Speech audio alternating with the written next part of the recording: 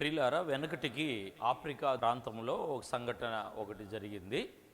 అదేమనగా, ఓ తండ్రికి ఒక కుమారుడు, తల్లి లేదు, అల్లారు ముద్దుగా పెంచాడు, బాగా చదివించాడు. కాలగమనాన పెరిగి ఎదిగేటప్పటికి ఆ కుమారుడు ఏమయ్యాడంటే, తాను దేవుని సేవ, దేవుని పరిచర్య చేయాలని గొప్ప ఉబలాటము, ఆలోచన కలిగి ఉన్నాడు. తండ్రితో వచ్చి ఒక రోజున మాట్లాడటం జరిగింది. ఆ తండ్రి తిరిగి వాదన వేసుకున్నాడు.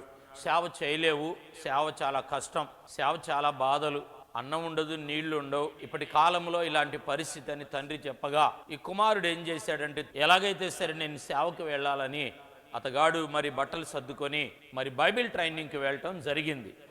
వెళ్తూ ఉండగానే మోటార్ బైక్ మీద ఓ ప్రమాదం జరిగి పడిపోయి అతని కాలు ఇరిగిపోవటం జరిగింది. అతన్ని తీసుకొని వెళ్ళి ఏం చేశారంటే హాస్పిటల్ చేర్చి తండ్రికి సమాచారం అందించారు.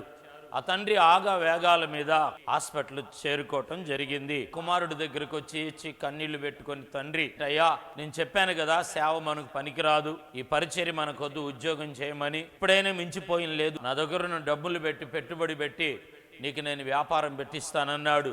హాస్పిటల్లో ట్రీట్మెంట్ తీసుకొని కొంచెం రికవర్ అయిన తర్వాత బయటకు వచ్చిన తర్వాత ఆ యవనస్తుడు ఏం చేశాడంటే, చెక్క కాలు పెట్టుకొని మరలా అతడు ప్రయాణమై నేను సేవకి వెళ్తానని బయలుదేరాడు. ఆ మిషనరీ సేవలో ఇతను ఒక అరణ్యానికి, అడవికి పంపించారు. ఇతగాడు వెళ్ళగానే ఏమైందంటే, అడవిలో అరణ్యములో అతన్ని అడవి మనుషులు పట్టుకొని ఓ చెట్టు కట్టివేశారు.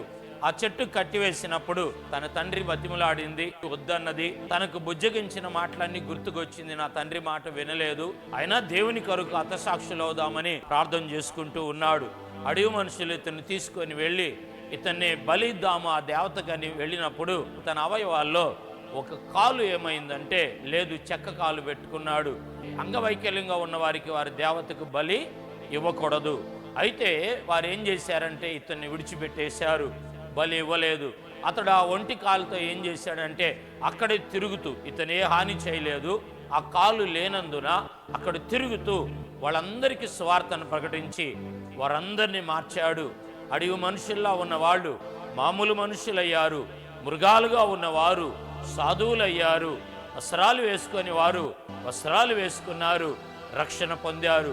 దేవుని సేవ కొరకు, పరిచర్య కొరకు ప్రియులారా, ఆయన ఆశ్చర్యముగా తన స్థితిగతులను ఆయన మన జీవితాల్లో మార్చి ఆయన నడిపించుకునే దేవుడై ఉన్నాడు.